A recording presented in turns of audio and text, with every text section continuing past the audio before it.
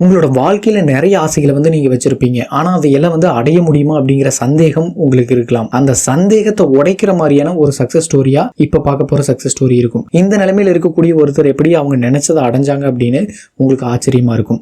சீக்ரெட்டை பயன்படுத்தினது மூலமா அவங்களுடைய எண்ணம் எப்படி உண்மையாச்சு அப்படிங்கிறத இந்த சக்சஸ் ஸ்டோரி மூலமா நம்ம தெரிஞ்சுக்கலாம். இந்த கதை சீக்ரெட் புக்கோட ஆத்தர் எழுதிய இன்னொரு புத்தகமான பிரபஞ்சம் எவ்வாறு என் வாழ்க்கையை மாற்றியது அப்படிங்கிற புத்தகத்துல இருக்கக்கூடிய கதை. இந்த கதை வாஷிங்டன்ல இருக்கக்கூடிய ஆஸ்லி எஸ் அப்படிங்கிற ஒரு பெண்ணுடைய கதை. சரி, இப்ப கதையை ஆரம்பிக்கலாம். ஆஸ்லியை பொறுத்த வரைக்கும் சின்ன வயசுல இருந்தே அவங்களுக்கு டிராவல் பண்றது அப்படிங்கிறது ரொம்பவே பிடிச்ச ஒண்ணா இருந்திருக்கு. இந்த உலகத்தை சுத்தி பார்க்கறதும் இந்த உலகத்தில் இருக்கக்கூடிய எல்லாத்தையுமே அனுபவிக்கிறதையும் தவிர மிகப்பெரிய ஆசீர்வாதம் அப்படிங்கிறது நம்ம வாழ்க்கையில வேற எதுவுமே இல்லை அப்படிங்கிறத அவங்க முழுசா நம்பக்கூடியவங்களா இருக்காங்க. அவங்க ஹைஸ்கூல்ல படிச்சுட்டு இருக்கும்போது ஒரு நாள் அவங்களோட நோட்டு புத்தகத்துல இந்த உலகம் முழுக்க கண்டிப்பா நான் டிராவல் பண்ணுவேன் அப்படின்னு எழுதுனது அவங்க வாழ்க்கையில மறக்க முடியாத அளவுக்கு அவங்க மனசுல ஆழமா பதிஞ்சிருக்கு. அவங்களே அறியாம அந்த ரகசியத்தை பயன்படுத்திக்கிட்டு இருக்காங்க அப்படிங்கிறது அவங்களுக்கு அப்ப தெரியல. அதுக்கப்புறமா அவங்களுடைய டிகிரி முடிக்கிறது தான் அவங்களுடைய முதல் இலக்கா இருந்திருக்கு. அவங்க டிகிரி முடிக்கக்கூடிய அந்த சமயம் அமெரிக்கா மிகப்பெரிய பண வீழ்ச்சியை சந்திச்சுட்டு இருக்கக்கூடிய நேரமா இருந்திருக்கு.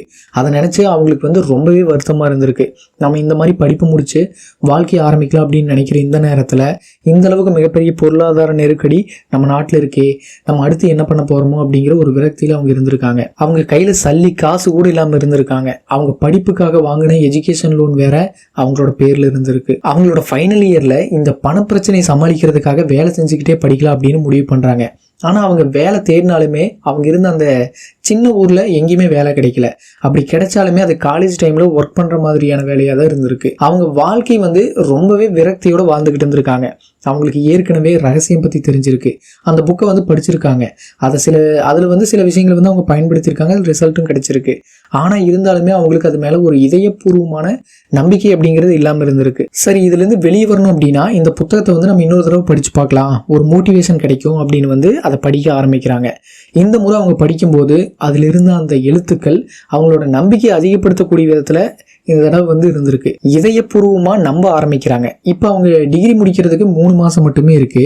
இந்த சமயத்துல அவங்களோட ஆசையான இந்த உலகத்தை சுத்தி பார்க்கணும் அப்படிங்கிற அந்த ஆசை பயங்கரமா அவங்க மனசுக்குள்ள ஓட ஆரம்பிக்குது. ஆனா இந்த வெளி உலகமும் உன்னோட இந்த ஆசை என்னைக்குமே நடக்காது அப்படின்னு சத்தமா கத்தி சொல்ற மாதிரி அவங்களுக்கு நடக்கக்கூடிய விஷயங்கள் மூலமா இருந்திருக்கு. அவங்களுக்கு எப்பவுமே சப்போர்ட்டா இருந்த அவங்களோட பேரண்ட்ஸ் கூட உன்னோட இந்த ஆசை நீ கைவிடுறது உனக்கு நல்லது, உன் கையில இப்ப சுத்தமா காசு இல்லை, எங்ககிட்டயும் இல்லை, எங்களாலையும் உனக்கு எந்த விதத்திலையுமே உதவ முடியாது, பேசாம இதை மறந்துரு அப்படின்னு சொல்லியிருக்காங்க. அவங்க சொல்றதும் சரிதான், அதை ஏத்துக்கலாம் அப்படின்னு இவங்க யோசிச்சாலும் இவங்களால அதை ஏத்துக்க முடியல.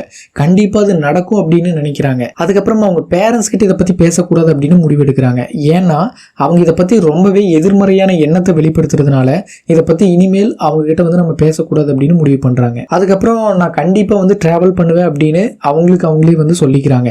அது எப்ப நடக்கும் எப்படி நடக்கும் அப்படின்னு எனக்கு தெரியாது, ஆனா நடக்கும் அப்படின்னு நான் நம்புறேன் அப்படின்னு சொல்லிக்கிறாங்க. அதுக்கப்புறம் அவங்க எங்கெங்கெல்லாம் போகணும்னு நினைக்கிறாங்களோ அந்த இடத்தோட போட்டோஸ் எல்லாமே கலெக்ட் பண்ணி ஒரு விஷன் போர்ட் கிரியேட் பண்ணி அதுல ஒட்டி வைக்கிறாங்க. அதோட அவங்க வாழ்க்கையில எதெல்லாம் அவங்க நன்றி சொல்லக்கூடிய விஷயமா இருக்கோ அது எல்லாத்தையுமே ஒவ்வொரு நாள் நைட் தூங்குறதுக்கு முன்னாடியும் அவங்க எழுத ஆரம்பிக்கிறாங்க. அதோட அவங்க கிட்ட என்னென்ன நல்ல குணங்கள் இருக்கு அப்படிங்கிறதையும் அவங்களை சுத்தி இருக்கக்கூடிய மக்கள் கிட்ட இருக்கக்கூடிய நல்ல விஷயங்களையும் அதோட அவங்க டிராவல் பண்றதுக்கு அவங்களை சுத்தி ஏகப்பட்ட வாய்ப்புகள் இருக்கிறதையும் அப்படி டிராவல் பண்றது மூலமா அவங்க வாழ்க்கையில எவ்வளவு நிம்மதியா அவங்க உணர்வாங்க அப்படிங்கிறதையும் அவங்க அதுல எழுத ஆரம்பிக்கிறாங்க. ஒவ்வொன்றையும் நன்றிக்குரிய விஷயமா எழுத ஆரம்பிக்கிறாங்க. அதுக்கப்புறம் சில வாரங்களுக்கு பிறகு அது உண்மையாகவே நடந்த மாதிரியான உணர்வு அவங்களுக்கு உருவாக ஆரம்பிக்குது.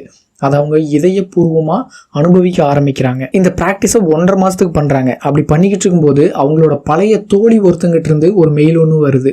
அதுல இட்டாலியில இருக்கக்கூடிய ஒரு குடும்பத்து கூட பழகக்கூடிய ஒரு வாய்ப்பு ஒன்று இருக்கு, கலாச்சார பரிமாற்ற திட்டம் அப்படிங்கிற ஒரு திட்டத்தின் கீழே அந்த குடும்பத்து கூட பழகிறதுக்கான வாய்ப்பு, அவங்க கூட சேர்ந்து இருக்கிறதுக்கான வாய்ப்பு ஒன்று இருக்கு அப்படின்னு அவங்க கிட்ட இருந்து மெயில் வந்திருக்கு. அதுக்கப்புறம் அந்த குடும்பத்துக்கிட்ட இருந்து இவங்களுக்கு ஒரு கால் ஒன்று வருது. அவங்க என்ன சொல்றாங்க அப்படின்னா, நீங்க இங்க தங்குறதுக்கான எல்லா செலவையுமே நாங்களே ஏத்துக்கிறோம் அப்படின்னு சொல்றாங்க. இதை கேட்டதுமே இவங்களுக்கு திடீர்னு இப்படி ஒரு விஷயம் நடந்தது பயங்கரமான ஒரு ஆச்சரியத்தை கொடுத்திருக்கு. இந்த வாய்ப்பு திடீர்னு வானத்துல இருந்து விழுந்த மாதிரி அவங்களுக்கு ஆச்சரியமா இருந்திருக்கு. அவங்க இட்டாலி போயிட்டாங்க அப்படின்னா அங்க ஆகக்கூடிய செலவுக்கான பணம் அந்த குடும்பம் கொடுத்துருவாங்க. ஆனா இங்கிருந்து அங்கிருந்து போறதுக்கான பணத்தை மட்டும் இவங்க ஏற்பாடு பண்ண வேண்டியிருக்கு. ஸோ இந்த ஃப்ளைட் டிக்கெட்டுக்கு எவ்வளவு பணம் தேவையோ அதை ஏற்பாடு பண்ணால் மட்டும் போதும். ஆனால் அதுக்கான காசு இப்போ இவங்க கிட்ட சுத்தமாகவே இல்லை. அதை எப்படி ஏற்பாடு செய்யறது அப்படின்னு மட்டும் இவங்க யோசிச்சுக்கிட்டு இருக்காங்க. அதுக்கப்புறம் சில வாரத்திலேயே அவங்களுடைய டிகிரி முடியுது. அவங்க டிகிரி கம்ப்ளீட் பண்ணதை வாழ்த்தி சிலர்கிட்ட இருந்து அவங்களுக்கு பரிசு பணம் எல்லாமே வருது. அது மூலமா அவங்களுக்கு கிடைச்ச பணம் அவங்களோட டிக்கெட்டுக்கு துல்லியமான சரியான அளவிலான பணமாக கிடைச்சிருக்கு. ஆனால் அவங்களுக்குள்ள ஒரு கேள்வி, நம்ம இட்டாலி போயிட்டு இட்டாலி மட்டுமே சுற்றி பார்த்தா பத்தாது, யூரோப் ஃபுல்லாகவே சுற்றி பார்த்தா தான் நல்லா இருக்கும் அப்படின்னு வந்து யோசிக்கிறாங்க. அதனால அவங்க இட்டாலியிலேருந்து கிளம்பக்கூடிய அந்த கடைசி மாதம் ஃபுல்லாகவே யூரோப் ஃபுல்லாக சுற்றி பார்க்க முடிவு பண்ணுறாங்க. ஆனால் அவங்களோட ஃபேமிலிக்கு ரொம்பவே வருத்தம். ஏன்னா நீ தனியாக போய் எப்படி அங்கே இருக்க போகிற, உங்ககிட்ட போதுமான அளவு பணம் வேற இல்லை, உங்க கூட யாராவது இருந்தால் கூட பரவாயில்ல அப்படின்னு அவங்க ரொம்பவே வருத்தப்படுறாங்க. ஆனால் இவங்க ரொம்பவே சந்தோஷமாக இருக்காங்க. எனக்கு தேவையான மீதி பணம் கண்டிப்பாக கிடைக்கும், என் கூட ட்ராவல் பண்ணுறதுக்கு கண்டிப்பாக யாராவது ஒருத்தர் கிடைப்பாங்க, எல்லாமே சரியாக நடக்கும் அப்படின்னு இவங்களுக்குள்ள வந்து நம்பிக்கை இருந்துக்கிட்டே இருக்குது. அதுக்கப்புறம் இவங்க வந்து போகிறதுக்கும் திரும்பி வர்றதுக்குமான ஃப்ளைட் டிக்கெட்டை வந்து புக் பண்ணுறாங்க. அப்போ வேற ஒரு ஸ்டேட்டில் இருக்கக்கூடிய இன்னொரு தோழி ஒருத்தர் இவங்களுக்கு கால் பண்ணுறாங்க.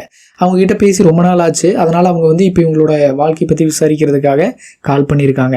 அப்போ அவங்ககிட்ட வந்து இவங்க இந்த மாதிரி நான் இட்டாலி போகிறேன், அதுக்கப்புறம் யூரோப் ஃபுல்லாக சுற்றி பார்க்க போகிறேன் அப்படின்னு வந்து சொல்கிறாங்க. அதை கேட்டதுமே இவங்க ஃப்ரெண்டு என்ன சொல்கிறாங்கன்னா, நானும் வரேன், நான் உடனே ஃப்ளைட் டிக்கெட்டை புக் பண்ணுறேன், நம்ம ரோம் சிட்டியில் மீட் பண்ணலாம் அப்படின்னு வந்து சொல்கிறாங்க. இதை கேட்டதுமே இவங்களுக்கு வந்து ரொம்பவே ஆச்சரியம். ஏன்னா எல்லாமே சரியாக நடந்திருக்கு. இவங்க கிட்ட சுத்தமாகவே பணம் இல்லாமல் இருந்திருக்கு. இவங்க நாட்டோட நிலைமை ரொம்பவே மோசமாக இருந்திருக்கு. இப்போ தான் படித்து முடிச்சிருந்துருக்காங்க. அவங்க ஃபேமிலிலையும் யாருக்கிட்டையுமே பணம் இல்லை. ஆனாலும் அவங்களோட ஆசை சரியாக நடந்திருக்கு. அதை அடையிறதுக்கு தேவையான எல்லா வாய்ப்புகளும் அவங்க முன்னாடி வந்து நின்றுருக்கு. அவங்களுக்கு உதவுறதுக்கு எல்லாருமே முன் வந்திருக்காங்க. அவங்களுக்கு அடுத்தடுத்து அவங்க முன்னாடி நின்ற ஒவ்வொரு தடைகளும் தானாக சரியாகி இருக்கு, அவங்களுக்கு சாதகமாக மாறி இருக்கு. அவங்க கையில் இருந்த பணம் அவங்க திரும்பி வரும்போது செலவானது போக மீதி பணத்தோடையும் அவங்க திரும்பி வந்திருக்காங்க. அந்த அளவுக்கு இந்த ரகசியம் அவங்களோட வாழ்க்கையில் அவங்களுக்கு வந்து உதவியாக இருந்திருக்கு. அவங்களுடைய எண்ணங்களை மாற்றினது மூலமா அவங்களை சுற்றி இருக்கக்கூடிய ஒருத்தர் கூட நம்பாத ஒரு விஷயத்தை அவங்க செஞ்சு காட்டியிருக்காங்க. இந்த டிராவல் அவங்களோட வாழ்க்கையில ஒரு மிகப்பெரிய மாற்றத்தை உருவாக்குன ஒரு டிராவலா மாறி இருக்கு. நீங்க ஆசைப்பட்ட விஷயத்த நீங்க அடைஞ்சிட்டு தான் முழுசா நம்புங்க. அதுக்கப்புறம் அது கிடைக்கிற வரைக்கும் மகிழ்ச்சியான மனநிலையில நீங்க இருக்கணும். அப்படி இருக்கிறது அதை அடையிறதுக்கு சரியான அலைவரிசையில நீங்க இருக்கீங்க அப்படிங்கிறத குறிக்குது. நல்ல விஷயங்களை அடையிறதுக்கு தேவையான அலைவரிசையில் நீங்க இருக்கும்போது அது ரொம்ப ஈஸியா உங்க வாழ்க்கையில நடக்க ஆரம்பிச்சிடும். இப்போ நான் சொல்ற இந்த ஒரு விஷயத்த திரும்ப திரும்ப சொல்லுங்க. நான் இப்போது பெற்றுக்கொண்டிருக்கின்றேன், என் வாழ்வில் அனைத்து விஷயங்களையும் நான் பெற்றுக்கொண்டிருக்கின்றேன், இக்கணத்தில் நான் அதை பெற்றுக்கொண்டிருக்கின்றேன் அப்படின்னு சொல்லுங்க. அதை சொல்லும் போது உண்மையாகவே உணர்வு பூர்வமா அனுபவிச்சு சொல்லுங்க. அது நடந்து முடிஞ்ச மாதிரி நினைக்க ஆரம்பிங்க.